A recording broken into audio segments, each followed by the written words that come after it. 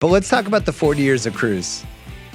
So we have done on this podcast, we did Color of Money and Top Gun and Rain Man and Cocktail. We have done A Few Good Men.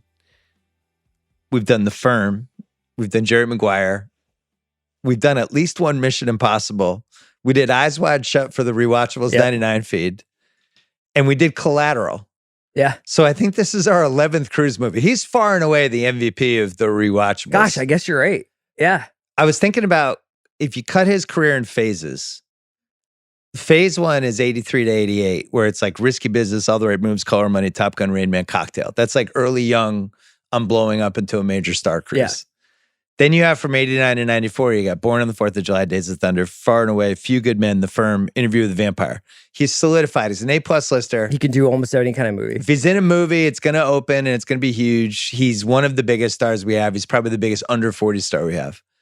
Then we go to phase 3, which is the most interesting phase for a lot of different reasons. PTA? Well, sort of. It's Jerry Maguire, which I think is probably the best character he's ever played or in the running. Mission Impossible, which starts a series that he's now made 7. Eyes Wide Shut, which is the most fascinating decision he ever made career-wise, and then a movie that set him back.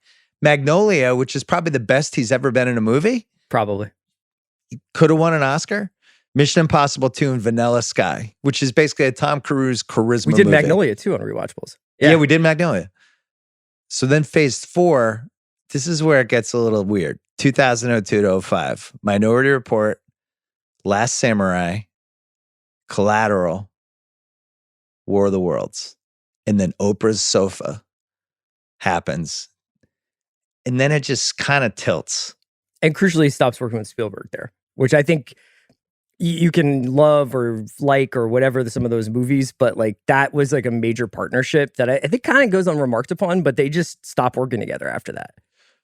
And the baggage from whatever was going on with his personal life, his relationships, Scientology, all that stuff.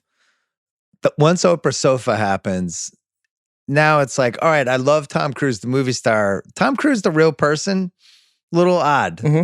What's going on here? And then that leads, the next phase is basically 06 to 18. He has 4 Mission Impossibles, which I didn't realize he did 4, just in that stretch.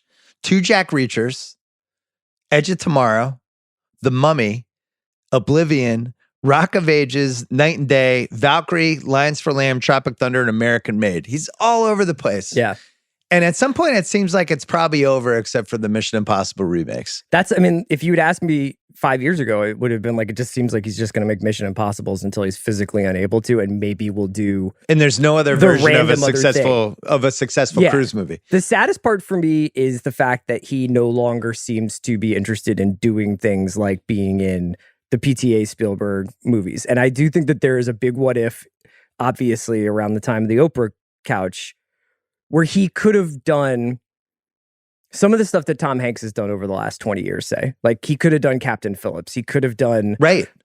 He could have played Ben Bradley in The Post. You know what I mean? Like, there's like a world in which he does that.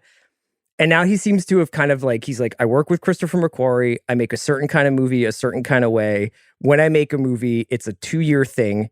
I put everything I have into it. I'm usually going to be an action star. And it's usually going to be an action star because I'm basically squeezing the last stunts I have out of my body.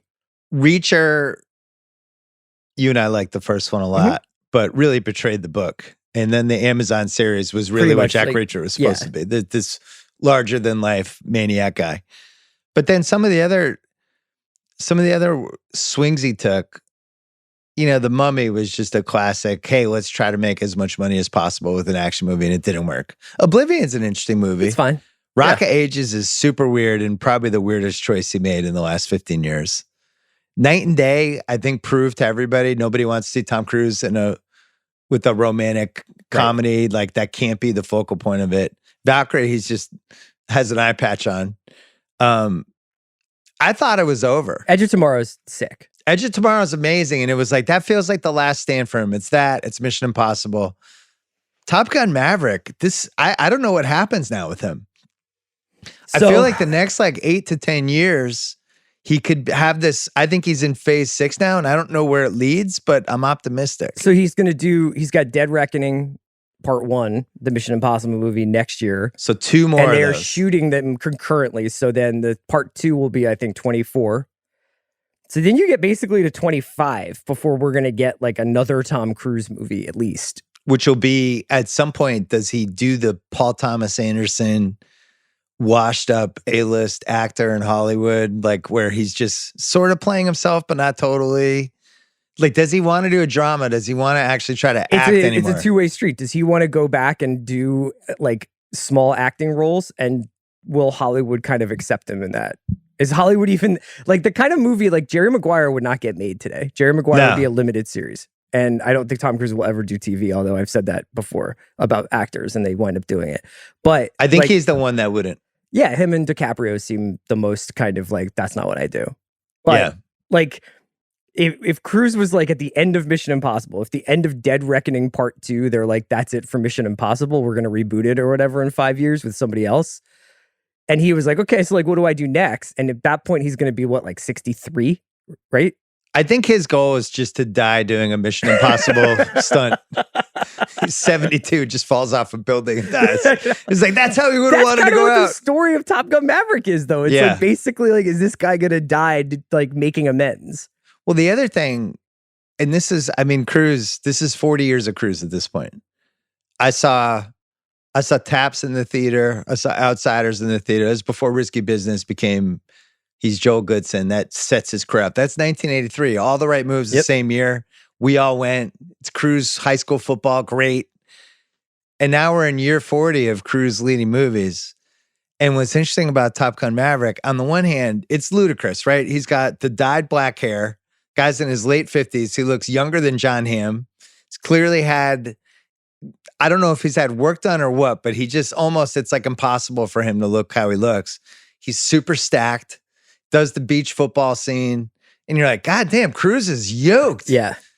But on the other hand, he pulls off, like it really does feel like the best possible version of Maverick 35 years later, if Maverick just stayed in great shape and still had his fastball. So it's like both realistic and completely look at everybody unrealistic. From his generation. Look at everybody around him, like, and what they kind of like look like now, with a few exceptions. Like most guys, like look at Tom Hanks. Tom Hanks is like, I'm a guy in my 60s. Like this is what happens. Michael Keaton. Yeah. Michael Keaton. Yeah. Yeah. It's like, this is what happens, dude. Like, and Tom Cruise, like, that's not what happens. I'm still Mitchell. And when you watched, did you get the message from Tom Cruise before the movie? I did. And we could talk about that, but there's like this opening message before Maverick plays where he's just like, we made this for fans. So many people worked on it. And it's like, but it looks like he's like kind of like reading off of a cue card. Like there's definitely something like kind of up there, but like, I don't know, it works for him.